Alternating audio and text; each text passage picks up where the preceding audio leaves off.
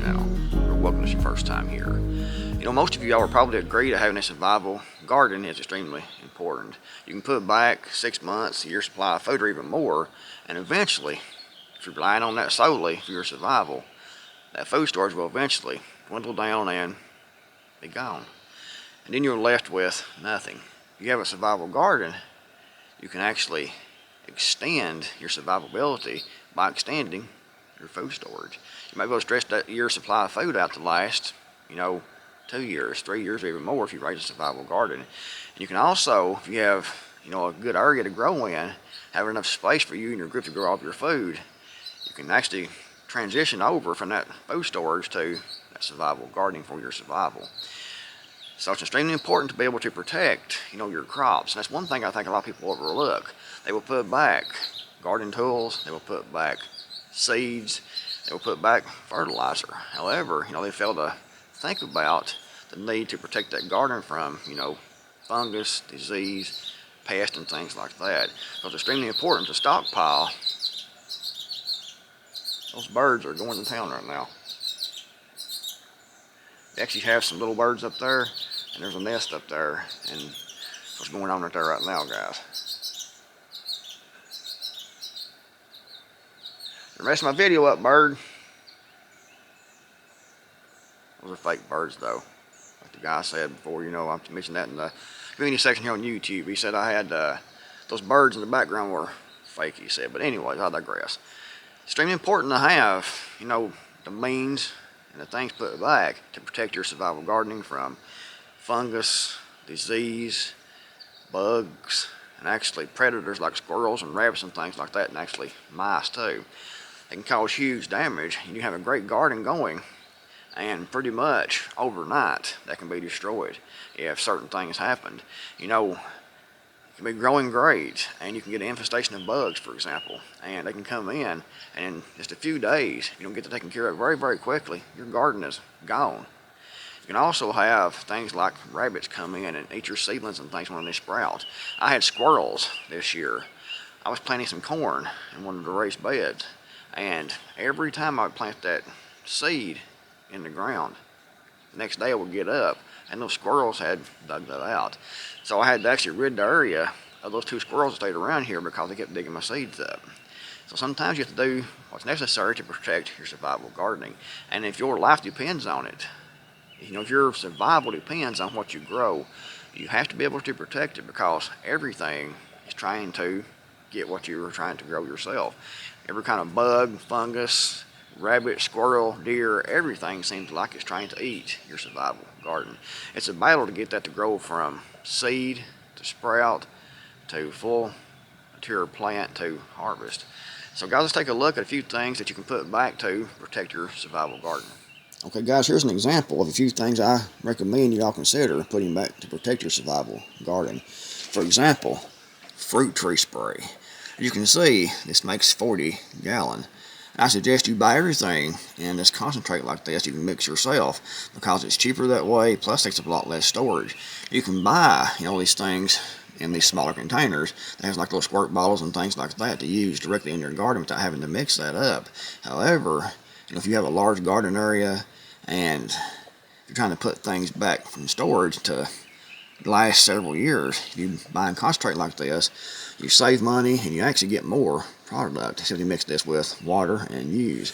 Same thing, something like this over here, this 7 insect killer concentrate kills over 500 listed pests. So you can use this pretty much on anything in your garden to clear out those bugs. And again, this is a concentrate. You can see here, 4 ounces per gallon of water treats 8,000 square foot of lawn. You can also use it, on vegetables and things like that, as it shows here. Extremely, extremely important, because if you have an infestation of something like the beetles, they can come in, they can decimate your crop in just a few short days. Something else is something like this right here. That's a fungicide. If you have fungus in your garden, plant diseases and things like that, this is extremely important. Again, this is concentrate. You can see this little bottle here makes 64 gallons of diluted spray, and it takes care of over 75 diseases. So extremely important to get this stuff in concentrate. What you see here looks like just a small a small sampling right here. But this will actually make many gallons of spray to protect your crop. You know, 40 gallon here, 64 gallon here, you have approximately right here at least over 100 gallons of different kinds of sprays you can actually use on your garden right here in this concentrate. You also need a way to apply it to your plants. Something like this can work. I picked this up, I've never used this before. Can't recommend this yet because I haven't used it, but I picked it up and it feels like it's well made. You get these right here for like $9 to $12, like they are. You pump those up and they'll spray. This one right here actually is a battery operated. You charge this up, rechargeable battery. This one's about $75 and I bought this and it works great. You know, however, you have to have electricity to actually keep those batteries charged up. Another thing I'm sure most of you have heard of is diatomaceous earth. This works great on insects. This also works great in your chicken coop for getting rid of things like lice and things on your chickens.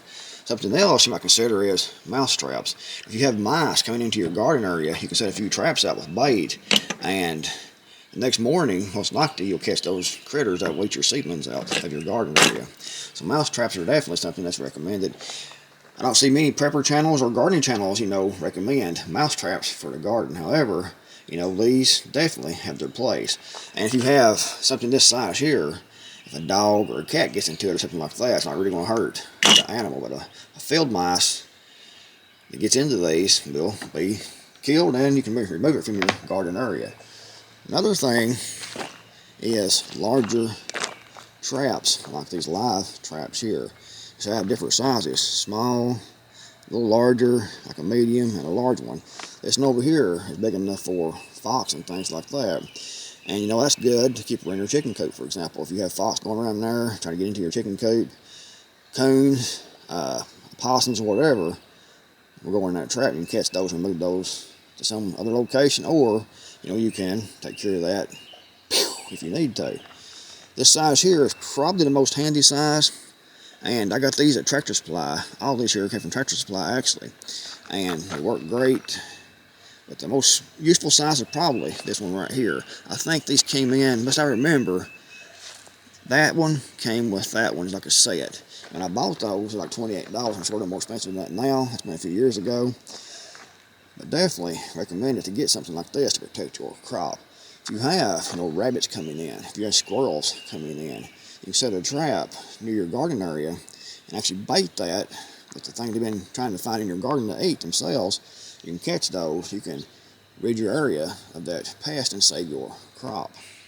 Well, guys, since we're on the subject of survival gardening, homesteading, self-reliance, I suggest you download my free ebook, Backyard Homesteading on 5 acres or less. Link in the description box below. Click on the link. Go put your email so I can send that to you, and it's 100% free.